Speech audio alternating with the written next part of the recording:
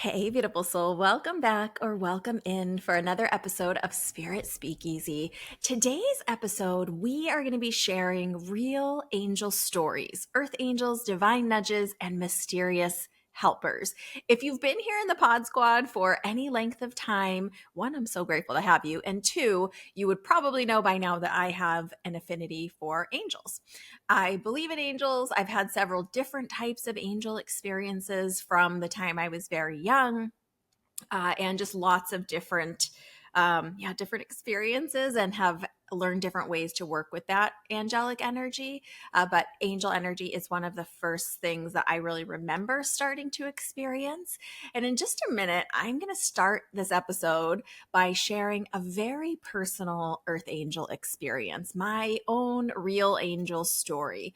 I haven't shared this story publicly before. And honestly, now that I'm thinking of it, probably very few people in my life even know about this story. Let me ask you this. Have you ever had someone show up at just the right time, almost like they were sent to help you in that moment? Or maybe you've heard stories of things like a figure that dragged someone from a car when it was burning and then disappeared as help arrives, never to be seen again by anyone. Have you heard these kind of stories? Maybe you've heard of the concept of earth angels. This is the idea that sometimes divine beings take on human form to guide, to protect, or to help us in moments of need. Or perhaps you've experienced what felt like divine intervention through a person, like a random person, just someone who showed up right at the right moment with the exact words or gestures or presence that changed everything for you in that moment. Or maybe even you've heard stories through someone else you know. These experiences often come through what I like to call human vessels, right? So often it's people, real world people being influenced. But the truth is, we don't know, and I can't possibly know all the details. Perhaps once in a while, angels do take actual human form or can show themselves in human form to intervene when necessary. But often, they do encourage or influence human vessels, ordinary people who seem to be momentarily moved or nudged or even used by spirit to deliver something sacred. It could be a message, a lifeline, a reminder that we're never truly alone. Before I share my story, I want to gently invite you to kind of pause as we're talking and reflect for a moment. I'm going to share my story, and I'm also going to share a few other stories just because I think this is a really special topic. But as you're reflecting, just think about, have you ever had an experience where someone appeared in your life at just the right time? Maybe it was a stranger who helped you when you were stuck. Maybe it was someone who said exactly what your heart needed to hear without even knowing that you were struggling. Or perhaps it was a moment that didn't seem miraculous at the time, but looking back, you realize there was something more, something greater than us at work, something beyond coincidence, let's say it that way. These are what I like to call angel moments, those brief but powerful encounters that leave a lasting imprint on your soul. Moments when it feels like the universe, God, Great Spirit, whatever language you use, sent someone right in that moment. Maybe they looked just like any other ordinary person. Maybe they disappeared as quickly as they arrived, but something about that moment changed you or changed your course. And as I share my own story, I invite you to keep those moments in mind or let yourself be reminded of those moments through the stories I'm going to share today. Let this be a remembering, a soft uncovering of the ways you may have already been held or helped or guided, perhaps even without really realizing it at the time. So let me start by saying, again, I haven't shared this story publicly before, and probably very few people in my life know about this story. This is my own angel in human form experience. And I feel like today is the perfect day to be sharing this just because we're sliding into our June gloom, tailing out of May gray here in San Diego. So it's kind of a little bit of a cozy day, and As I was thinking about this story, I actually was really feeling those emotions again. Like I said, it's maybe a little uncomfortable to share, but here it is. As I was remembering back, I know I was in about second grade. I would have been right around 7 years old. It was the dead of winter in Boston when this takes place. My mom had to work, and back then there was this program in kind of the greater Boston area.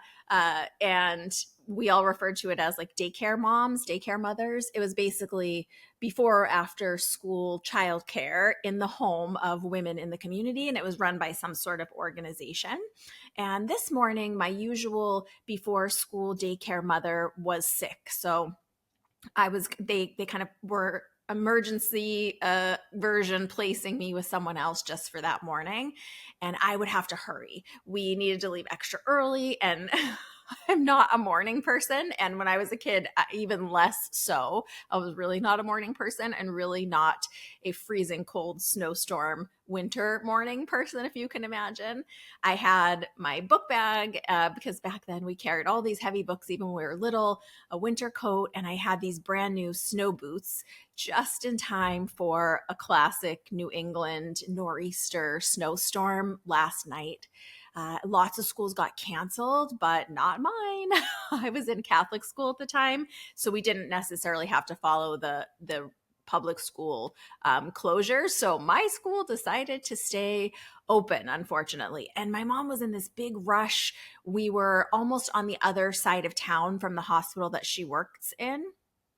I was getting really anxious, and I remember feeling nervous and uncertain and thinking, I don't know the way to school from this house. I'd been walking by myself since I was like 5, but the other few places that I had been like assigned to for daycare, I knew the way, or I had a chance to learn the way from the school to their house. I'm so anxious in my little body. And this woman who's supposed to be watching me is saying that I'm going to walk with her sons. Apparently, they went to the same school as me. They were older. I didn't know them at all, but they were going to show me the way. And these were the days when lots of kids literally had to walk to and from school in the snow uphill as a part of regular life. So that's what we were going to do this morning. And they were older than me.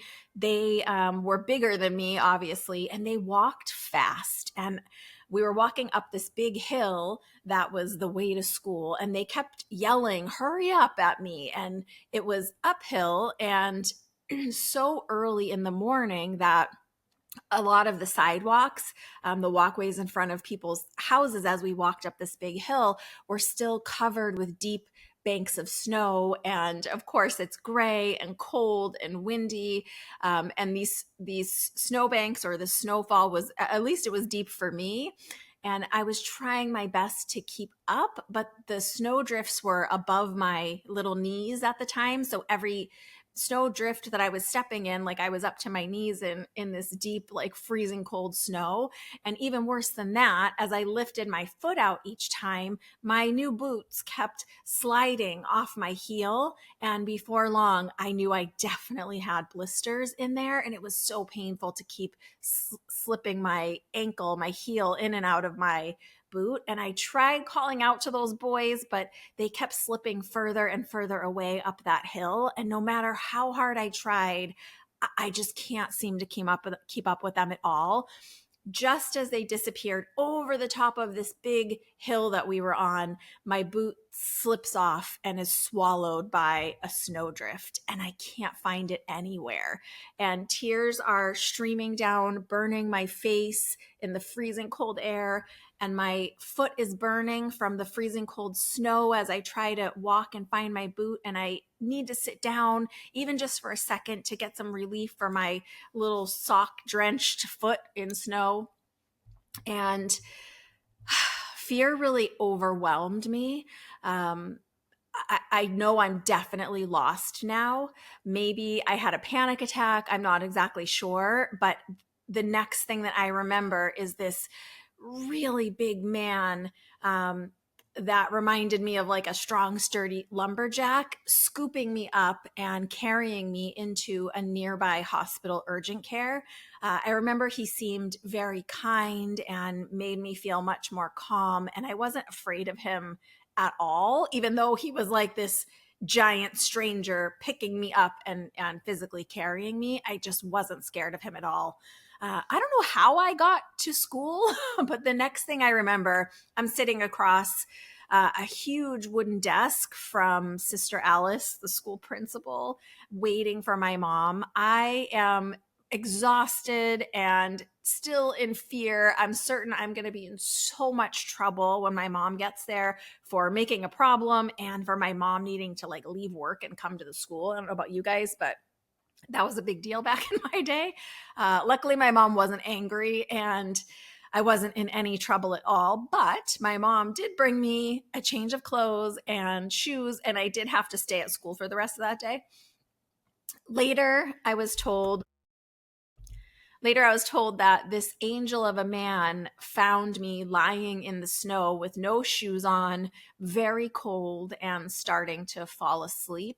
He was driving down this big hill. It was, in fact, a big hill. He was driving down this big hill very slowly because of all the ice and snow from the night before and the past couple days of this snowstorm. And he just happened coincidentally to notice me there, a tiny girl, even as he's in the middle of the street with his car through the parked cars and laying in the snow. He just apparently saw me there because he happened to be driving so slowly down the hill. And he brought me into the urgent care, which apparently just happened to be a little further up the hill, just out of sight from where I was. He spoke to the nurse. He waited for a few minutes with me and then essentially disappeared. To this day, I don't know who he was. He didn't leave a name, and I guess no one asked. It was a different time. There's no record of who brought me in. And honestly, I don't even remember seeing his face clearly, just this towering, warm presence who made me feel safe when everything in my tiny world felt scary and overwhelming. I've thought about that moment occasionally over the years, how close I might have come to real harm, actually, how no one else had seen me, even, people coming into their house to go to work or starting to move around in the morning. No one had seen me. I sometimes thought about how he just happened to be driving slowly enough to notice a little girl collapsed in the snow. And I've come to believe that he wasn't just a kind stranger, that he was an angel in human form, even just for that moment. So, whether you believe in divine messengers, sometimes momentarily walking among us, or simply that once in a while, something beyond our understanding uses ordinary people to do extraordinary things, I know this for sure. That day, someone was sent to help me. And in that moment, they showed up with warmth and strength and love and kindness. And sometimes angels wear robes and have wings and paintings, and sometimes they wear flannel and show up in pickup trucks during nor'easter snowstorms. So today, as we move through this episode, I want to share some other stories like this, not the kind where angels arrive in a blaze of fiery light to perform a miracle, but the quiet ones, the ones that momentarily move among us, where someone shows up, says the right thing, appears just in time, and you're left wondering if they were really who they said they were, or maybe representing something more. Because maybe, just maybe, angels are once in a while moving among us. That's my personal angel share. And as we go through, like I said, think about your experiences or just anything that rises up as we're talking about these angel stories that I'm going to share with you from other people. Perhaps you've had an angel experience of your own, or a human influenced temporarily, momentarily by an angel to show up for you in a divine way. This next story I'm going to share is The Angel in the Hospital. This is shared via a website called Guidepost, and I will link all of these additional stories. Mine is not this is the only place mine's public right now. But these stories that I'm going to share from other people, I'll list the websites where you can find the stories in the show notes in case you want to take a look at them. This story takes place in 1987 and was shared by a woman who was a night nurse in a hospital herself. So like that's what she did. She worked the overnight shift as a nurse in a hospital. And this was in 1987, so late 80s. And there was a time in her life when she found herself praying the same desperate prayer over and over again as she recounts it. She shares in her story that her mother was already in a nursing home, and just recently her father, who had always been the rock in the family and certainly her rock and support, he was also rapidly declining. His memory was fading and he was terrified of losing his independence. And she had seen this type of decline before in others. And the way she shares the story, she said she remembers praying, I just don't see how this can end well. So kind of like a please God help. After her dad suffered a stroke, he fell into a coma, and her brother and her brother's wife shared the vigil with her. So they really would come and take the night shifts and stay with their dad at night. And she would, after she was done nursing, she would go stay with her dad during the day. And they had their pastors and church friends and support community all came and went to help however they could. And she spent the days, reading the Bible and singing hymns and songs, worship songs to her dad, because those were his favorite, things to listen to, just to comfort him and to try to help him. And the way she recounts it, she says one evening the hospital brought in a hospice nurse to help her fill out transfer paperwork. And it was clear that the end was nearing, that the transition time was almost there. And she spoke with a doctor who came out from the ICU, the intensive care unit, and he'd heard that this nurse's father was someone important. And she told him, yes, he was a pastor, he was a minister. She asked how long a person could survive without food or water. And the doctor looked at her dad, who was still really uncomfortable and showing a lot of signs of pain, said, it's going to be a few more days, by my assessment of him. And after that doctor left, she finished the paperwork and was working on, making sure she filled everything out properly. And then she felt moved to pause and call her sister and update her. And she leaned near the hospital window, like to try to get better reception on her call. Remember, this is the 80s. And as she spoke, she felt something moving behind her. Her dad, hadn't moved in days. He was in a coma. The doors were closed. She didn't hear anyone come in. To her understanding, they were alone, but she could feel something moving behind her. And then in the reflection of the window, she says that she caught like a tall figure standing behind her out of kind of the corner of her eye in the window reflection. I don't know about you, but I would probably be freaking out by this point just because I started a little bit easy. But the way she says it, she catches, through the window reflection, this tall figure standing behind her. And at first she tried to like explain it away. She looked down to the street from the window. She saw the traffic. She saw, nothing reflecting upward because she thought like, okay, maybe there's a reflection from the street just causing a glare or like a reflection in the window. And she's like, okay, checking all the possible explanations the way she saw it. And everything just looked usual. Nothing was reflecting in from the outside. And then she turns around and really looks at this tall figure. And the way she says it is like, oh my gosh, I recognize this person.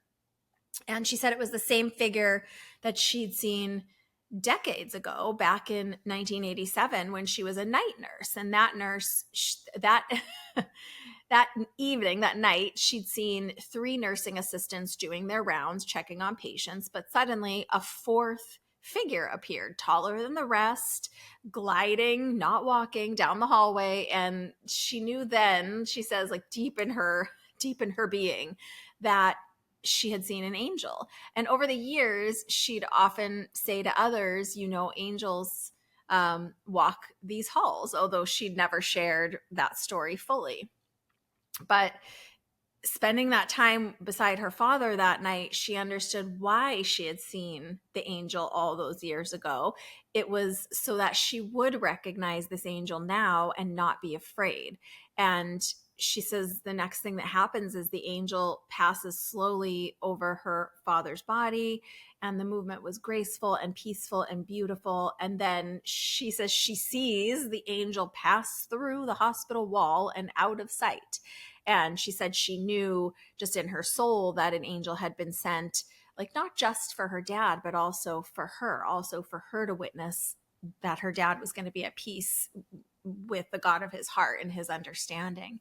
And she turns back to the window and tells her sister, still on the phone, Dad's gonna pass away tonight. He's gonna go tonight. And I guess the sister was like, how do you know that? Like, why are you saying this? And when her brother and sister-in-law arrived to kind of switch shifts with her, she told them the same thing. She said, as she spoke to them, she was like so shocked because she was so calm in her own knowing after seeing this angel, that even as she told her brother and sister-in-law in person, that there was no fear in her voice at all. And actually, she didn't finish filling out that hospice paperwork that evening. She just sort of sat there and took in the peace and the sacredness of that moment, and just spent that final few hours spending time with her dad, saying goodbye. And she said when she had to leave the hospital a little while later, she was taking turns with her brother. Her dad passed shortly after that. And that night when she was driving home, she says was like any of the last nights of the entire week before. She said she wasn't like heavy-hearted with sorrow. She was really feeling like this peace and calm over her. She was filled with comfort and clarity in a way that she claims she never experienced before. And as she was telling the story, it had been 6 years since the passing of her dad. And she said that peace never has left her from that day forward. She doesn't really share the story very much, I guess. She doesn't want people to think, her going around saying she saw an angel. But she says, still, even in her nursing, when someone is struggling and needs hope, she sometimes will just quietly share this story because she's held on to it all these years, knowing without question that angels sometimes walk among us and sometimes they come just when we need them most.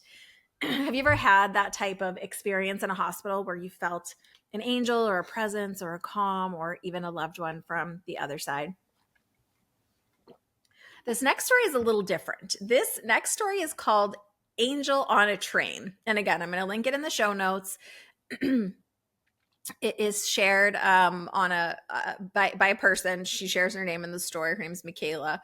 And the way she says it is sometimes angels show up when we least expect them, not necessarily in glowing light, wearing robes and having wings, but disguised as the very people that we're conditioned by society to overlook.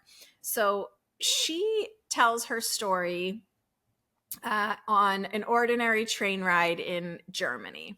The way she says it is she boards this train with a few colleagues, expecting just her usual commute for the day, nothing special about this day. But right before the doors of this train close, a man jumps on board the train, like kind of slips right through the doors at the last second. And she says, noticing him, she noticed that his clothes were kind of worn and his appearance was like a little disheveled. And he looked like someone other people might label homeless or a beggar. Back then is the way they used to talk about it. And he sits near this woman and her colleagues and starts quietly setting up like some kind of musical instrument and then begins to play. But she says the strange thing is that he's not playing for tips and he's not playing for the crowd. He's just playing for himself. And she says the passion that he exudes, that they can feel from him through this music, really even just like fills that whole train car.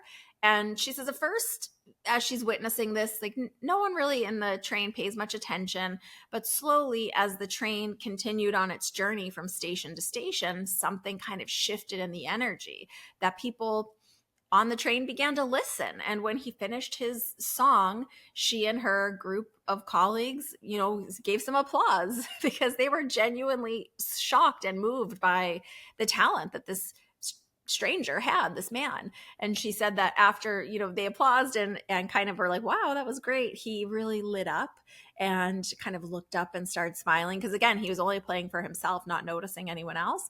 And she said then he began to speak to them, and he had broken English at first until she realized that this man was actually Italian. They were in Germany, and she actually spoke Italian. So she switched languages, and the way she recalls it, like as she was able to switch to the language that he spoke, a whole new conversation unfolded. And he told her his name was Angelo Fortunato, which, in Italian translates to lucky angel.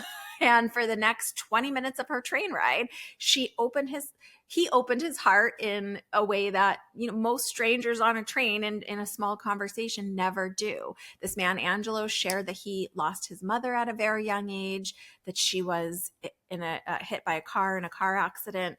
And later, his father passed away of a really terrible illness. And despite everything, Angelo had really been able to hold on to his faith. And even though he'd been through so many dark times, and I guess he even opened up and shared with her there were moments that he thought about ending his life, that he didn't know how he could go on through all of this struggle. But I guess as he tells her, even in these moments, these depths of despair, he said, if I ever decided to take my life, would I harm innocent people with me? Would that be fair in the eyes of God? No, it's not for me to decide the fate of others. So even in his own despair, he was thinking like, well, what if I did something and it accidentally hurt other people? He's such a good man that he couldn't even bear the thought of that. And the battery on his small instrument died, I guess, as he was like continuing to play. And the way she recalls it is this man gently cupped his hands like around the battery part of this instrument to warm it. And he told her, when my batteries run out, I flip my hat. If people like my song, they may help me, buy a new one. So the way she's saying it, like she just sits there stunned, listening to this man share his life story, to talk about, how he's an artist and a philosopher, and he in all actuality is just a stranger on the train. But this music that he's playing and the words that he's sharing really just cut through and reach right into her heart. She actually herself hadn't been in a good place that day. She'd been feeling really lost and uncertain and brokenhearted about, her life and finding love. And she said then, in a strange turn, Angelo suddenly looks at her and said something that made her kind of lose her breath for a second. He just turned and looked right at her and said something to the effect of like, stop looking for the right man. He'll come and find you.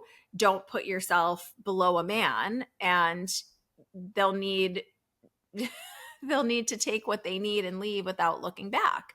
And the way he said it just really struck her. She never shared with him that she was having a hard time in love and was really looking for love. This man never asked her for money. He never like passed around his hat or anything. He just shared his songs and his story and his soul with her that day on the train when she really needed it the most. And Michaela says she never saw him again, but she also never forgot him. And she said, I don't know how he ended up on the streets of this German city, but I know once Angelo was a handsome Italian man walking the streets of Torino with a beautiful woman on his arm, and he was a son and a father and a total artist. And so she said her heart was so inspired by the words that he said that she really shifted the way that she was pursuing love, and shifted in that moment her hopefulness for the future. So, we never truly know who walks beside us. And sometimes they look like the forgotten or those that would go unnoticed. And the way she says it is sometimes they come with music and sometimes they come with hard-won wisdom and unexpected kindness. So I guess the moral of the story is be mindful how we speak to people and how we acknowledge them and who we speak to, because sometimes angels maybe are sent to sit beside us for a few minutes on a train and share their story. The next story is a really interesting one, and this is a smaller moment. So I really wanted to include this one because I'm wondering if the way that this story is shared, if anyone will be able to connect dots in their own life for this particular story. Excuse me while I take a little sip of water. I'm still a little froggy. So this next story is Angel Wings Flapping Through the Blinds. And this story is shared anonymously. I'll link the in the show notes where all of these stories are from, but this is an anonymous recounter of this story. So this story, the way it's set up is sometimes the most extraordinary moments happen in the quietest places, like right in the middle of a seemingly ordinary morning inside an ordinary home with an ordinary family just going about their morning routine. And this story is from a woman who experienced something that she, even as she was telling the story, says like she still couldn't fully explain, but she just has never forgotten.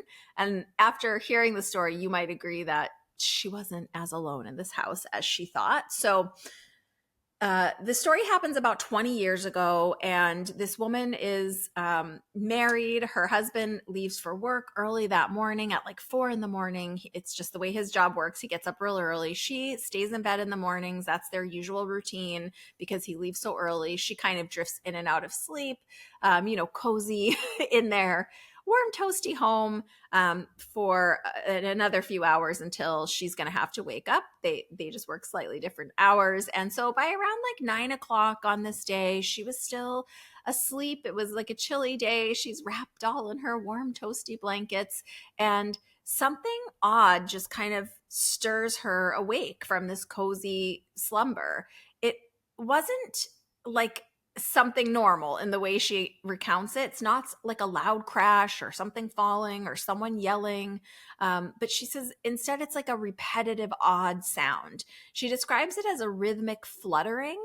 And the way she says it, it's almost like fabric flapping against itself. Like the way I imagine it is like if you've ever heard the sail of a boat or like a flag flapping in the wind, like fabric flapping against itself.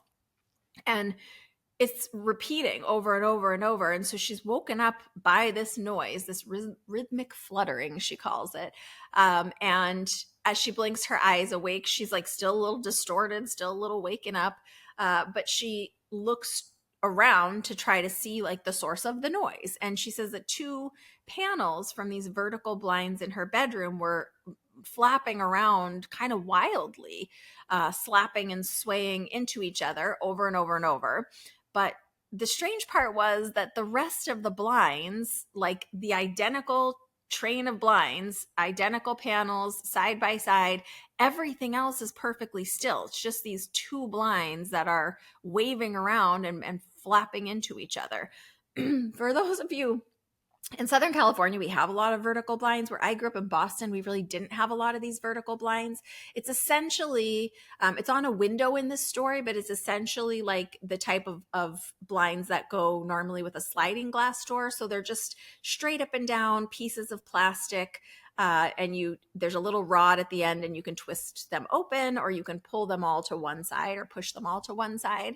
So you can get a mental picture of those type of blinds. But she says also, not only is it just these two blinds and none of the others, but there's no draft, there's no open window, there's no fan on in the room, there's no wind anywhere. It's just these two blinds like flapping furiously in the silence of her house. She's the only one home.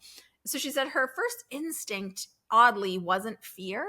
And she said she wasn't even confused. She just was so aware of what was happening. She said she was just like hyper present, like hyper aware almost. The feeling that she describes is like very peaceful and calm, but also very urgent at the same time.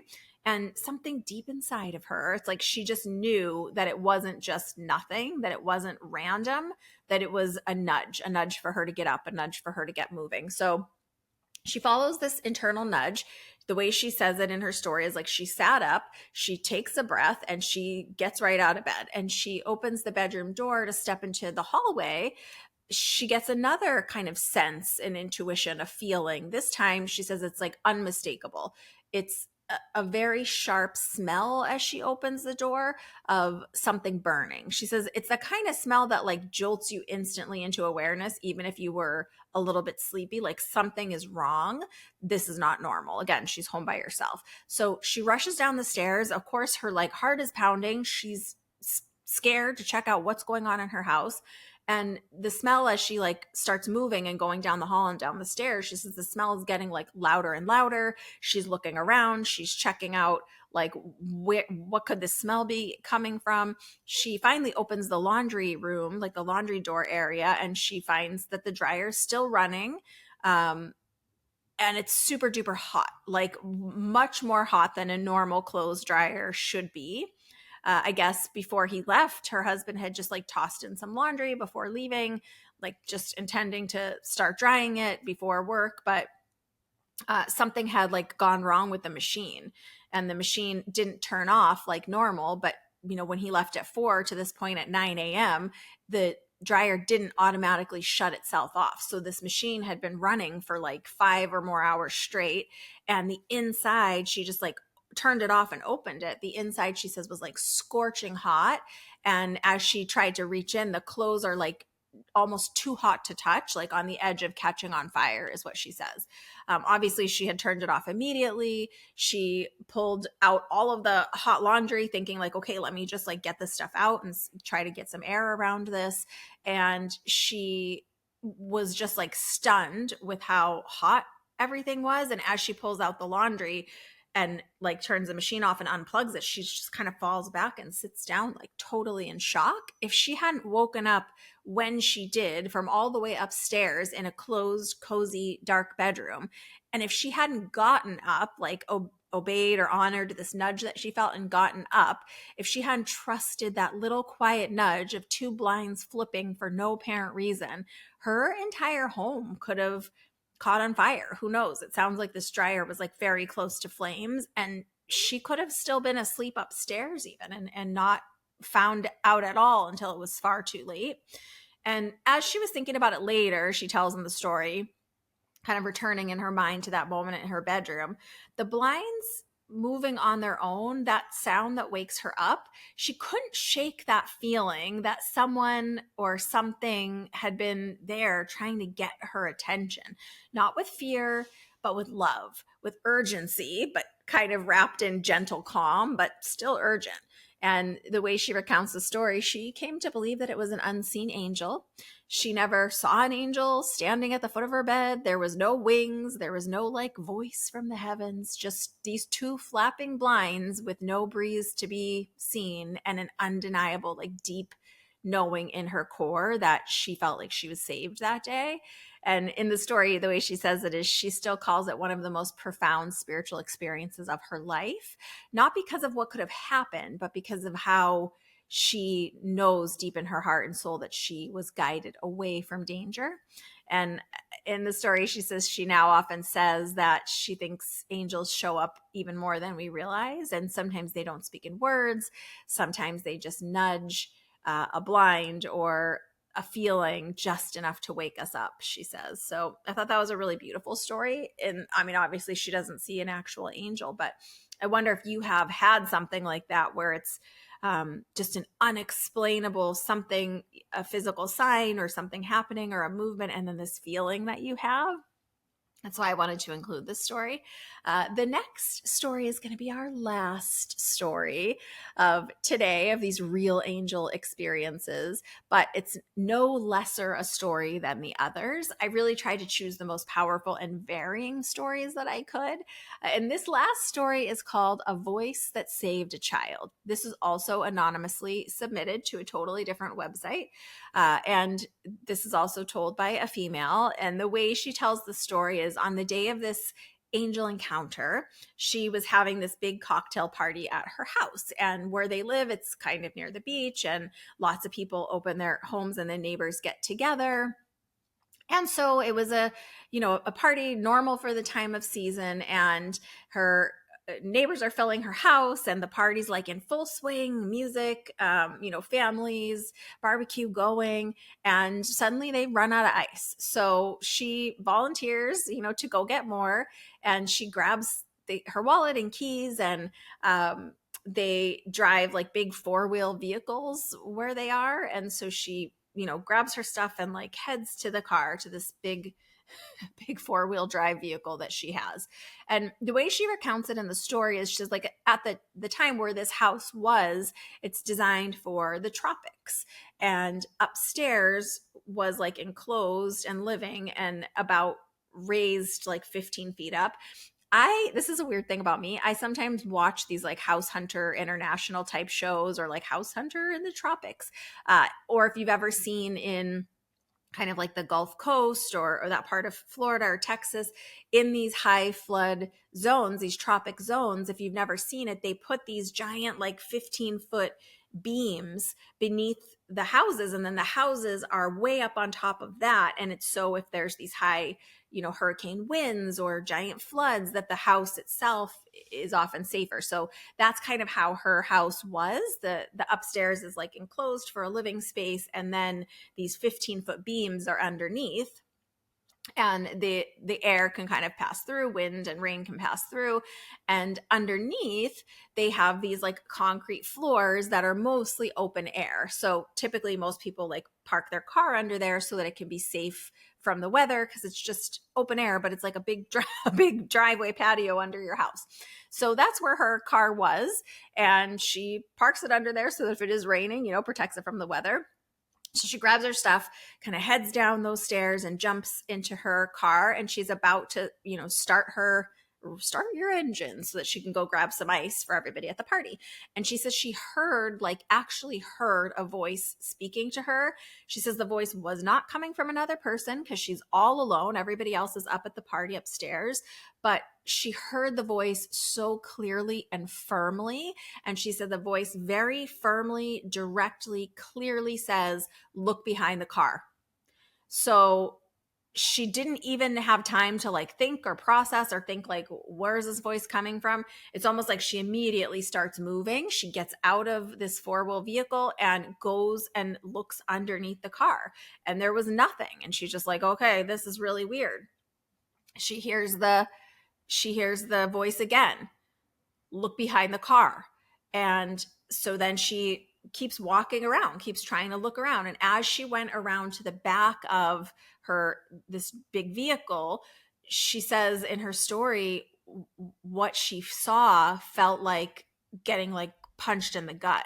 She felt actually sick, because behind the vehicle, sitting lined up just perfectly with the wheels so you couldn't see them, was a tiny little boy just playing on his own. And she said like immediately she recognized the boy. He's a little 2-year-old, and it's her friend, her neighbor's little boy. She had invited a bunch of friends to this party, obviously. And she said, as the festivities were going and all the kids were playing, someone must have just lost sight of this little guy. And he must have just come down the stairs, wandered down on his own to play. And probably just nobody noticed because of the hustle and bustle of the party. She must have lost sight of her son for just a moment, and he clearly wandered away unseen. There was enough adult eyes. She wasn't quite sure how he could have wandered away unseen, but that is what happens. And she said, even as she thinks about the story to tell it on this website, she gets chills. And she says like sitting behind that vehicle, the memory of like seeing that little boy just innocently playing, it still gives her the chills, like goosebumps all over, to think about how close they came to a tragedy that day. And she said occasionally, very rarely, she hears that mysterious voice still.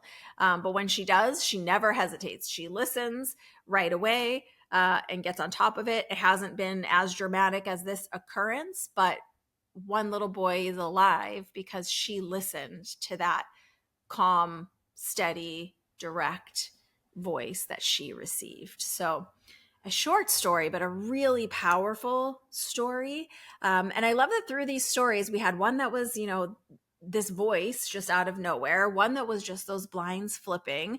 We had the other that was, an actual visual experience of this angel of peace with her dad in the hospital. We have my experience, which is that amazing man that saved my life as far as I'm concerned. And we have that incredible stranger on the train that gave this deep wisdom inspired by spirit, the woman believes. So as we close out today's episode, I want to leave you with this gentle reminder. Angels don't always arrive with wings. Sometimes they show up in muddy boots and flannel jackets and soft smiles or steady hands. Sometimes they don't say anything at all, but something about their presence shifts the entire energy of a moment. Maybe they're divine messengers, maybe they're human beings just being nudged by spirit or angels just at the right time, or maybe they're both. But whatever you believe, I invite you to stay open to the possibility that help, divine guidance, comfort, connection, peace can appear sometimes out of the blue when we least expect it. And if you've ever had your own angel moment, no matter how big or small, I would truly love to hear about it. You can email me, joy@joyfulmedium.com. You can leave it in a comment wherever you're listening to or watching this episode. You can email it to me right through my website because these stories matter. These small accounts, these big accounts, however the experience shows up, it's important to share it, even if you want to share it anonymously. It's not only the stories themselves that matter, but they remind us of this invisible thread of grace and support that weaves through all of our lives. So until next time, I hope that you will stay open, stay connected, and know that you are never truly alone. I'm always grateful for you being here with me. And I think that this is perfect timing in the energy and everything that is happening to just remind us that sometimes perhaps there are bigger energies moving among us. So big hugs, lots of love, of course. I think we all need that. Bye for now from inside Spirit Speakeasy.